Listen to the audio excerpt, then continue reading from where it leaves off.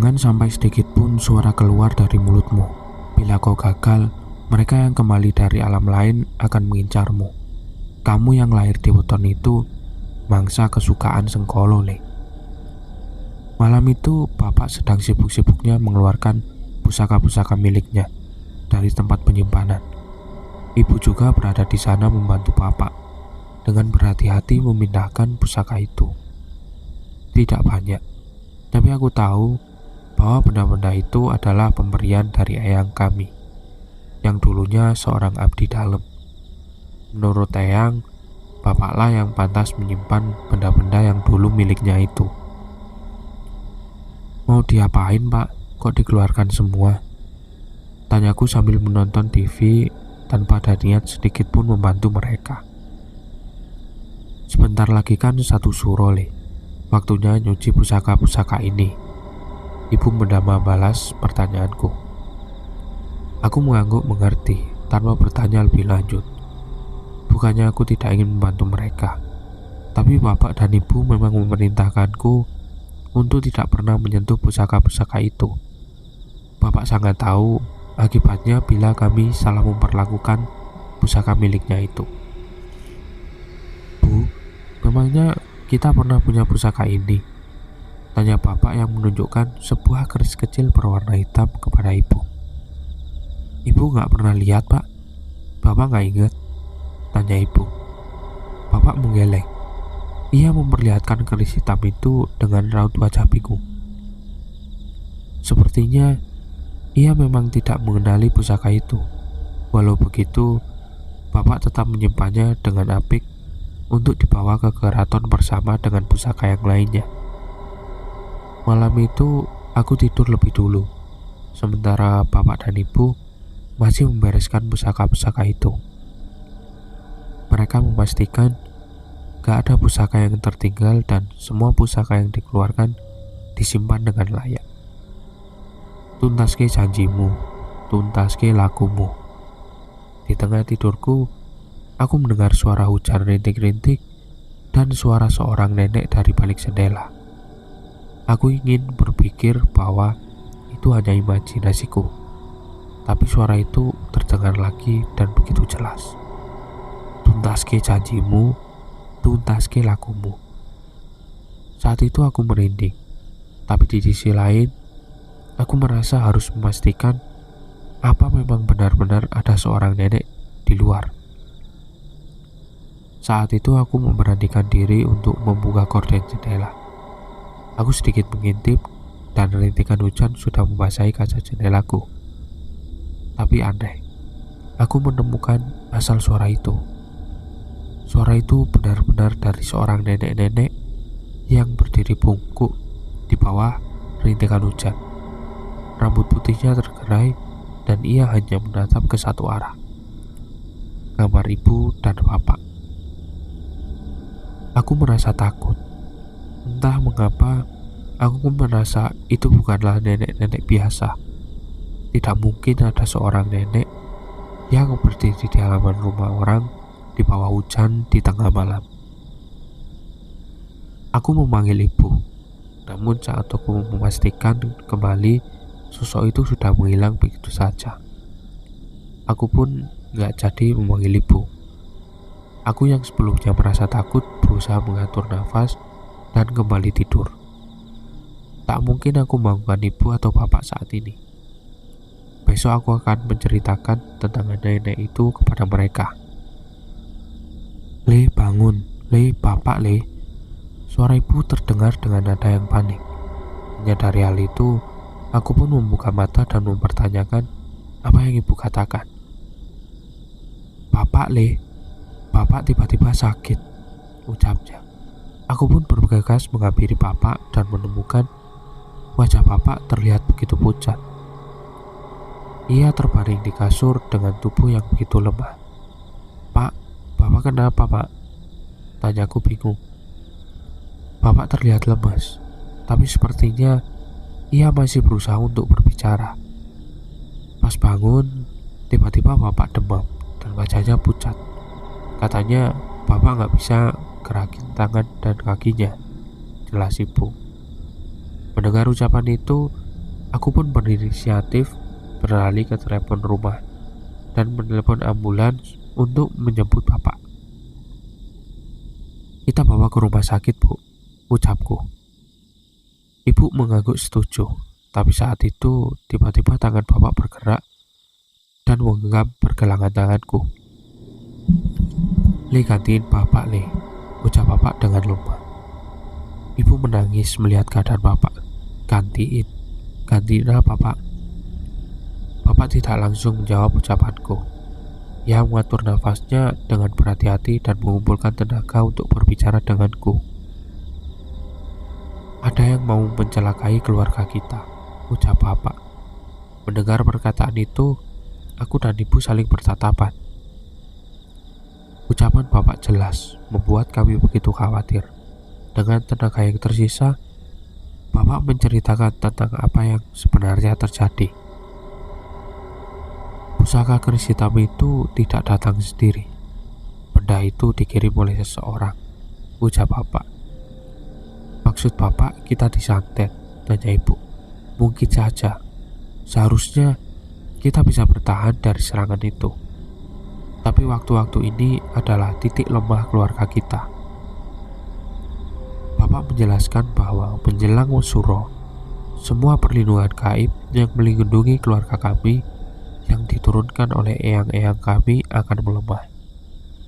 Akan menjadi bencana bila Sengkolo datang dan bapak belum menyelesaikan lelaku bapak, ucap bapak. "Lelaku?" tanyaku. Saat itu seketika aku teringat kata-kata nenek yang memandangi kamar bapak dari luar.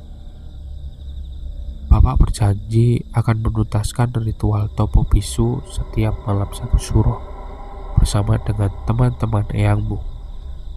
Saat itulah waktu yang terbaik untuk memohon perlindungan yang Maha Pencipta.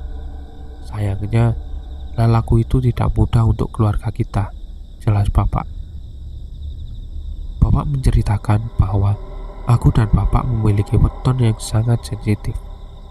Kami berdua adalah sosok orang-orang yang akan diincar oleh hal-hal buruk saat akan menjelang malam 1 Suro. Walau begitu, itu semua akan segera berakhir jika bapak bisa menyelesaikan lelaku itu dengan sebagaimana mestinya. Tundan Demit. Mereka yang berasal dari alam lain akan berkumpul di alam ini. Hati-hati, Le. Di tengah keadaannya yang kian memburuk, bapak terus khawatir kepada kami. Keadaan itu membuat bapak dirawat di rumah sakit. Dan ibu harus bolak-balik merawat bapak. Aku meyakinkan ibu untuk menemani bapak di rumah sakit. Karena tidak tega bila ibu sampai ikut sakit karena kelelahan. Namun saat hari mulai malam, aku mulai ragu. Apakah keputusanku tepat atau salah? Blar-blar. Di tengah gelapnya malam, aku terbangun dengan suara benda yang jatuh di atas rumahku. Di luar kamar terdengar seperti benda-benda yang bergetar. Aku yang khawatir mencari tahu keluar kamar dan mendapati peti-peti kayu tempat bapak menyimpan pusakanya bergetar. Seketika bulu kuduku berdiri. Baru pertama kali aku melihat hal seperti ini. Trak-trak. Terdengar suara jendela kaca yang bergetar bergantian dengan dentuman dari atas rumah. Spontan, aku menghampiri jendela dan mengintip dari balik gorden. Wajahku pucat. Ini pertama kalinya aku merasa setakut ini. Apa yang kulihat saat itu benar-benar di luar nalar. Rumah ini dikelilingi oleh sekumpulan makhluk-makhluk dengan wujud yang mengerikan. Entah ada berapa pocong yang berkumpul di halaman rumah. Roh-roh melayang-layang hingga bola api yang berlalu lalang mengelilingi rumahku. Blar. Kini aku sadar ada asal dari suara itu. Itu adalah suara bola api yang beradu dengan sesuatu yang tak kasat mata di sekitar rumahku. Ojo metu yo, Le. Ora ono sing iso jamin uripmu. Jangan keluar ya, Nak. Jangan ada yang nggak akan ada yang menjamin hidupmu. Tiba-tiba terdengar suara seperti nenek-nenek di belakangku. Aku melihat, dan sosok yang kulihat kemarin malam kini ada di belakangku. Ia berdiri melayang-layang tanpa kaki di ujung langit-langit rumah. Aku takut sejadi-jadinya, namun kemunculan nenek itu hanya sebentar, sebelum akhirnya hilang seperti asap. Saat itu aku bergegas kembali ke kamar, dan berusaha untuk kembali tidur, dan berharap ini hanya mimpi buruk. Sayangnya, nggak ada suara. Sayangnya, tidak. Suara itu terus terdengar.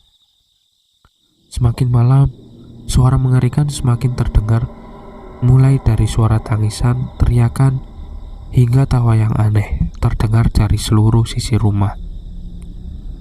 Aku nggak bisa membayangkan apa saja yang ada di luar rumahku saat itu. Le, bangun Le. Entah pukul berapa aku bisa tertidur. Mungkin saat mendekati subuh. Saat suara itu mulai meredu, ibu membangunkanku saat matahari mulai tinggi. Bu, tadi malam bu. Saat terbangun, aku segera menceritakan apa yang terjadi pada ibu. Namun siapa sangka, apa yang terjadi padaku juga terjadi pada bapak dan ibu di rumah sakit. Mereka juga diteror sosok-sosok yang menampakkan diri. Namun kata ibu, mereka belum berani mendekat. Tapi tidak dengan malam ini. Ibu akan membawa pusaka-pusaka bapak ke keraton.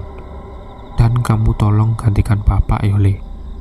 Hanya kamu yang mewarisi darah bapak yang bisa menggantikannya, ucap ibu. Maksud ibu ritual topo bisu. Ibu mengangguk dan menjelaskan bahwa menjelang satu suro ini aku harus mengikuti eyang-eyang melakukan ritual di keraton untuk menjauhkan kami dari Sengkolo. Namun ia menjelaskan cobaan kami akan lebih berat karena banyak yang akan mengincarku. Jangan sampai sedikit pun suara keluar dari mulutmu. Bila kau gagal, mereka yang kembali dari alam lain akan mengincarmu. Kamu yang lahir di Buton itu mangsa kesukaan Sengkolo, Le. Jelas ibu. Aku menelan ludah mendengar peringatan dari ibu. Namun aku sadar apa yang terjadi pada saat ini adalah bencana yang sedang mencobai keluarga kami.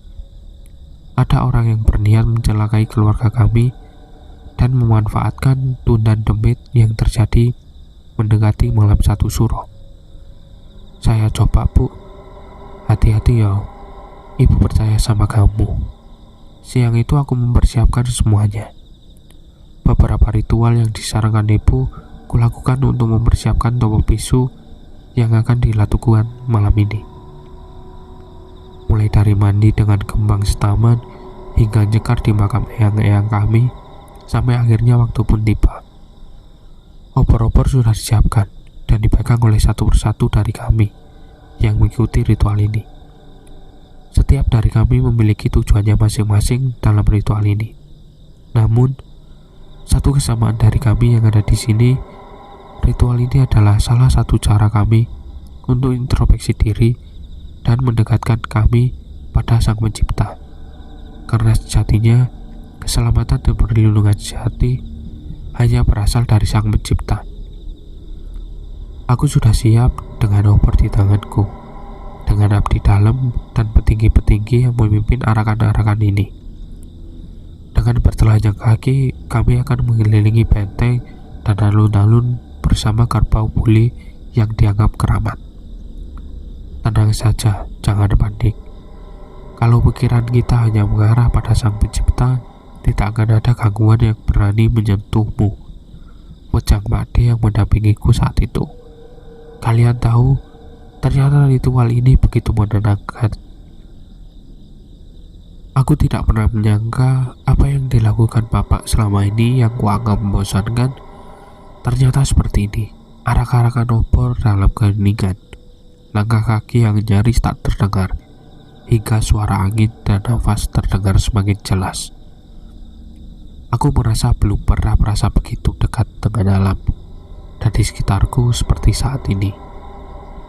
Tapi rupanya pembelajaran itu hanya permulaan untukku. Suatu hari semakin larut dan hampir setengah perjalanan, aku melihat semuanya. Entah bagaimana aku melihat berbagai makhluk tak kasat mata mengelilingi arak-arakan ini. Mereka semua berseliweran di sekitar kami dan banyak dari mereka yang berwujud mengerikan.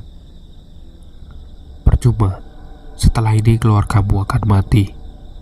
Sosok berwujud seperti asap putih melayang di dekat telingaku dan membisikkan ancaman. Di antara semua makhluk yang bergentayangan yang terlihat olehku, ada beberapa dari mereka yang hanya menatapku seorang.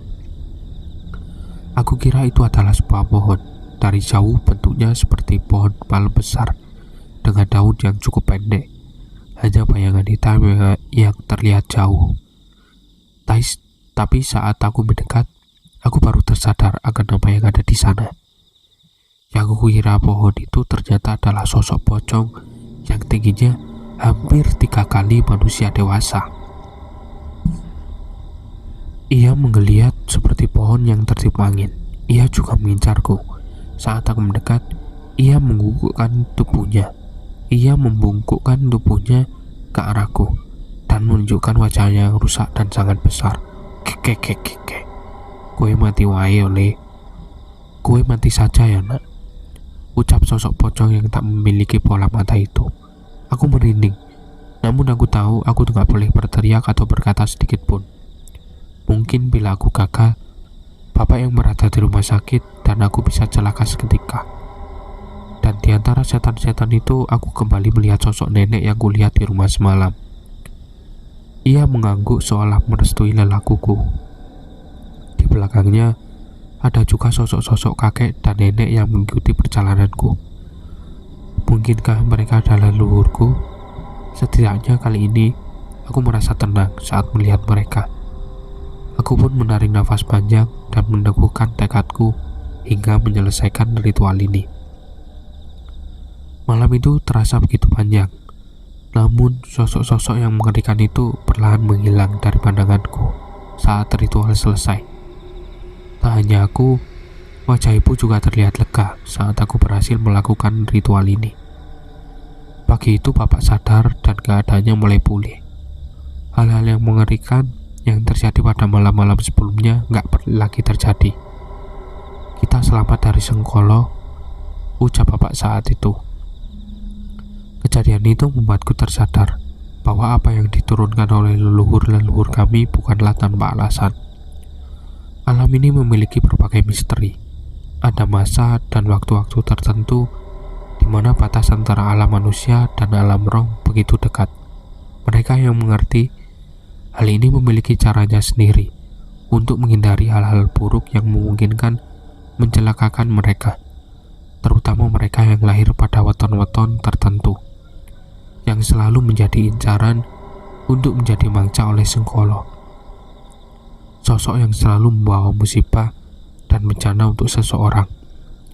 Aku pernah mendengar cerita dari bapak bahwa pernah ada pakliknya dulu yang lahir di weton Kamis Kliwon yang juga menjadi incaran oleh Sengkolo. Sayangnya nasibnya mengenaskan. Ia gagal melakukan ritual topo bisu karena gangguan dari seseorang, dan setelahnya berbagai musibah menimpanya. Semasa hidupnya ia sering diincar makhluk tak kasat mata yang berniat mencelakai. Penyakit datang terus-menerus dan hartanya terus terkuras hingga tak bersisa. Namun beruntung, sebelum akhir hayatnya, ia dibantu oleh seorang abdi yang menemukan cara untuk menolongnya, hingga ia bisa menikmati sisa umurnya dengan tenang. Aku gak bisa membayangkan bila kemarin aku gagal dan hal serupa terjadi pada kami. Mungkin kami juga akan bernasib serupa dan bernasib mengenaskan. Oke, cukup sampai sini saja ceritanya. Terima kasih sudah menonton cerita ini sampai akhir. Jangan lupa subscribe biar kalian tidak ketinggalan episode lainnya. Sampai jumpa di episode berikutnya. Bye bye.